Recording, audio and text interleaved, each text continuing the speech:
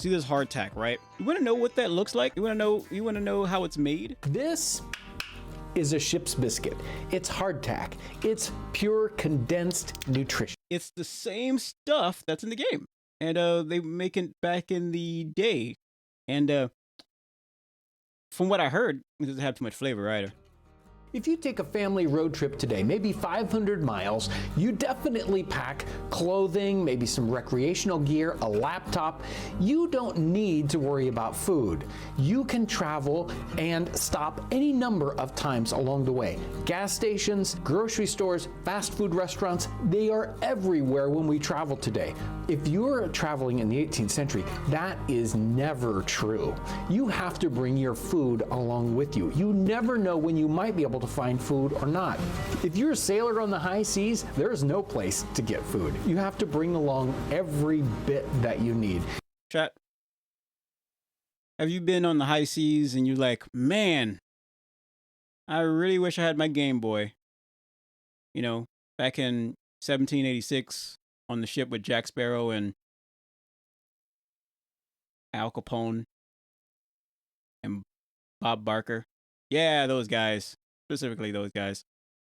And it needs to be able to last through multiple different kinds of temperatures in different situations. It needs to be condensed. It needs to be nutritious.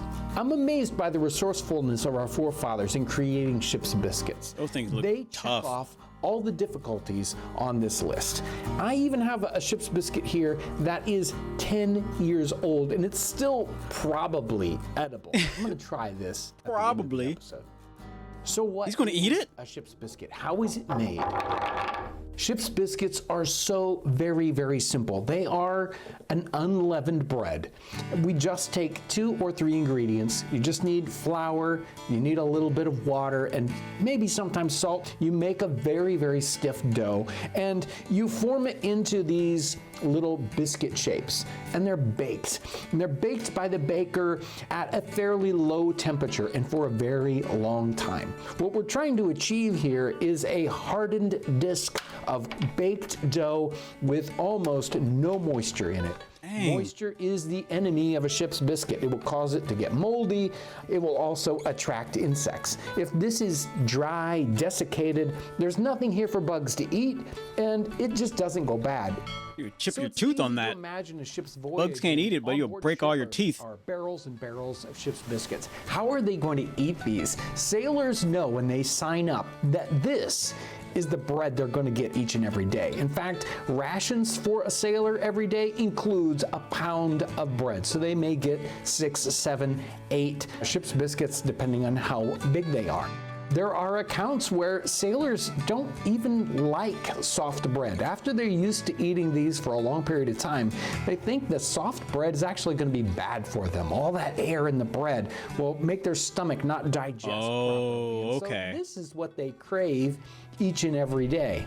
But it's not just sailors that have to endure ship's biscuits each and every day. Soldiers are also dealing with ship's biscuits constantly. 18th century soldiers are in situations where ship's biscuits are part of their ration, especially as a substitute, and maybe not an everyday thing. Joseph Plum Martin during the Revolutionary War talked. I assume tack bread,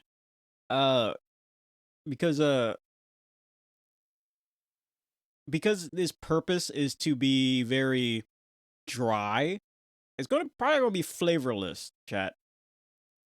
It's probably gonna be flavorless. So I'm thinking that what will probably happen is that it's better to they'll make the bread with a little bit of salt.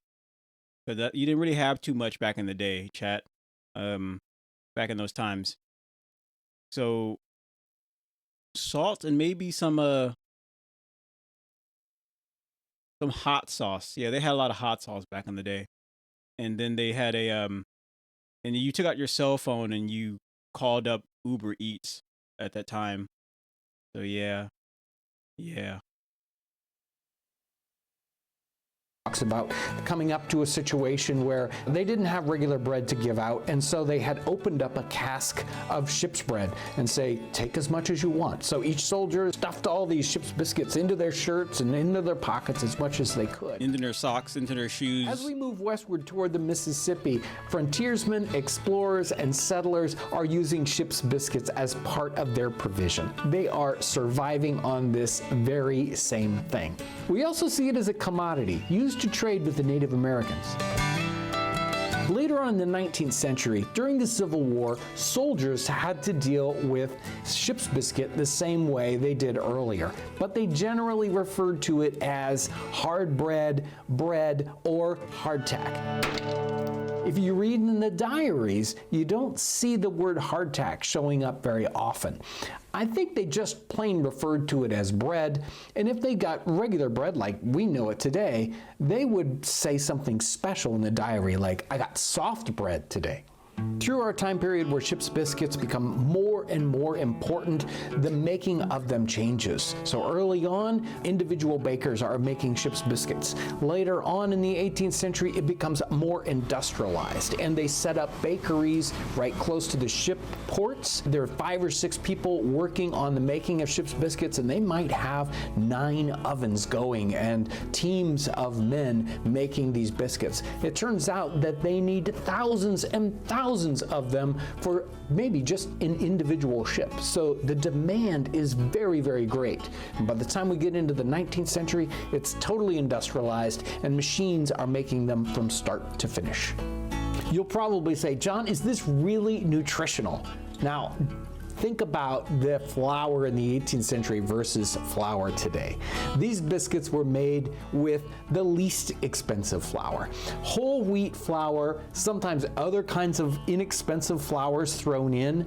In fact, probably much more nutritional than we can imagine. This was just meant to get you through the day. This was survival food, not trying to give you this complete wonderful nutrition that we are always thinking of today. People in the 18th century didn't have those. So, like I said, it's probably gonna be flavorless. However, I really want to try it. I gotta get me some tack bread, chat. Candy, why don't you make it? You make some, and I bet it'd be tasty. I'm not making nothing. Maybe a bowl of cereal. Same kinds of nutritional concepts. If we look at cookbooks in the 18th century, we will not find a recipe for ship's biscuits. They're made by the baker. They're not made in a house. And the bakers generally hand these processes down. They don't write them out. So they'll give it to your apprentice to make, and he'll make 1,000 ship's biscuits or whatever. It might not have been too salty, though. You could easily make those biscuits like you would make a cracker, but it might not have been too salty if it was like, because you would go through your water supply a lot. I wonder if you can turn those biscuits into soup and then add a little bit of salt. Bread soup? I don't know, like a mush, like a mushiness. No, you want it to expand. It's completely dry, and then when you eat it and you get into your stomach, it'll expand in your stomach. Then you'll be full. Yeah. It's also an industrial process. We do get descriptions of this, especially as the process gets more and more mechanized, and we get descriptions of the archaic method of making ship's biscuits. I've got a couple of pounds of whole wheat flour, and we're going to mix that with just enough water to make a nice stiff dough. It's going to take a little bit to get this incorporated properly. Mix it in a bowl, makes it a little bit easier. Looks like anyone can make this stuff. This dough ball is complete. It doesn't have cracks in it, any folds where there is any unincorporated flour, because at those points, the dried biscuit will fall apart. It will crack and break, and we don't want that. So we want this to be a nice, solid biscuits. If they fall apart en route, we haven't done what we needed to do. I'm going to try a couple of different techniques here kneading. One of them is to use our rolling pin as a brake to really work this dough over and get it to be very, very smooth. And once that's done, we can start to rip it up into those larger than egg size pieces. Can I punch it? After those pieces are made, we can form our little biscuit shapes. We're looking for a hockey puck kind of style here. they are turning out very, very consistently. Since this isn't an industrial kind of situation, I'm not selling these Ship's biscuits. They can vary in size a little bit. That's okay, especially for personal use. As we're forming up the biscuits, realize that these are not going to grow as they bake. If anything, they'll shrink just a little bit. So we're forming these biscuits up almost exactly the size that we want them to be when we use them. I wonder if they're going to be flavorless. We're poking holes consistently across our biscuits and all the way to the bottom, and we're doing that so that it releases the moisture throughout the entire biscuit as it's baking, especially if they bake fairly rapidly, because what will happen is steam builds up in the inside of the biscuit and it will just sort of pop the top and create holes and gaps in our biscuit. In one sense, that's exactly what we want, because we want it to be easier to eat. But in the case of a Ship's biscuit where we want it to stay together until we're ready to eat it, we don't want any air gaps, we don't want any holes, and so we poke these holes and the steam will come out through. What you would need, right, chat? You need your biscuit, and then you also need a steel hammer. If you go for a copper hammer, it won't work. You'll break the hammer. All right, you need an iron hammer, and then if you can get a little bit of diamond inside of that hammer, then it might be better. Like it'll last longer. Yeah. I played enough Minecraft to know. Through those instead of puffing it up. I've baked many batches of these and I've used several different techniques trying to find the best way. These take at least 2 bakes, if not 3 or 4, or you can do one very long bake at a low temperature. That's probably the best way to do it. We don't want that steam to build up, so if we bake them very, very slowly, that steam has a chance to get out of the biscuit without it breaking and cracking. So I would say the best way to do it is about 250 degrees for 3 or 4 hours. You might need to bake them for a while and then lower that temperature. Maybe bake them for an hour. Okay, so not everybody can do this. Lower that temperature. I've even baked them overnight at just kind of the warm temperature in a modern oven. Ship's biscuits show up in multiple different literary references. This is from Swift's Family Robinson. We refreshed ourselves with wine and biscuit, which we found in some of the casks. Whenever we have bread or biscuits coming out of a barrel, we know they are Ship's biscuits.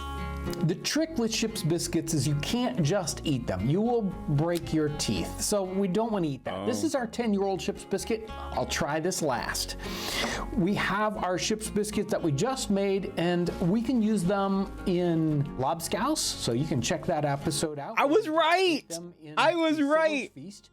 We also have broken up a little bit of Ship's biscuit and soaked it in wine. And here we're using it like cereal. So I've broken up the Ship's biscuit by pounding it. I was right! I was right! I was completely right about the diamond thing on the hammer, all right? Yep, I was right specifically about that. I heard him say diamond hammer. Anyway. Into hot chocolate, and that's another popular drink from the time period. Let's start with this chocolate cereal. Probably needs to soak a little bit longer, but yeah, it reminds me of cocoa wheats. It's actually really good. Break your teeth on that. It's got a nice little bit of tooth and a wonderful chocolate flavor. The biscuit soaked in wine, I'm kind of surprised. You can see how soft it is at this point. It's only soaked about 10 or 15 minutes. This is a little bit of... It's only soaked for about 10 hours. Century wine. Very nice and soft. Eats easily. And this could be dessert. So it's a bit of a dessert wine. You could soak this in water or in grog. Here's the big trouble, right? This Ship's biscuit is over 10 years old. It's got all these extra little holes in it. I didn't make all these holes. Some of these holes are made by bugs, which is a common problem with Ship's biscuits. And this one is a pretty hard one. It has been around this long. How are you gonna eat it? A little overcooked. The diamond hammer. This. See what the inside is like. Not over the bowl. There we go. There's our Ship's biscuit on the inside. Looks nice. There's some bugs in there. That's all right. Larvae, which is a common problem in the 18th century. Sailors, they would tap the biscuits on the table to knock the bugs out, or eat them in the dark because they didn't want to know what they were eating. But well, the bugs, that's protein. It's not going to kill you.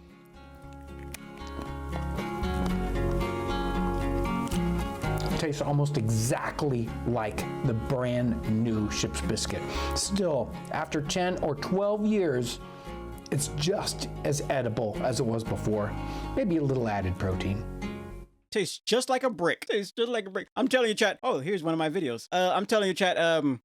This guy, right here, Townsend's. I met my first person who also watches this guy, the one who passed. I was like shocked to know that he also watched Townsend's, and this guy, he's great. Chat. If you want to see how a lot of people cooked back in the day, you know, or baked stuff with what little they had, watch this guy, because his stuff is great. It's relaxing too, right? It's very relaxing. I don't know how I'm going to upload this because I don't want it to seem like I'm stealing his stuff, but to Mr. Townsend's, that's his name, Townsend's.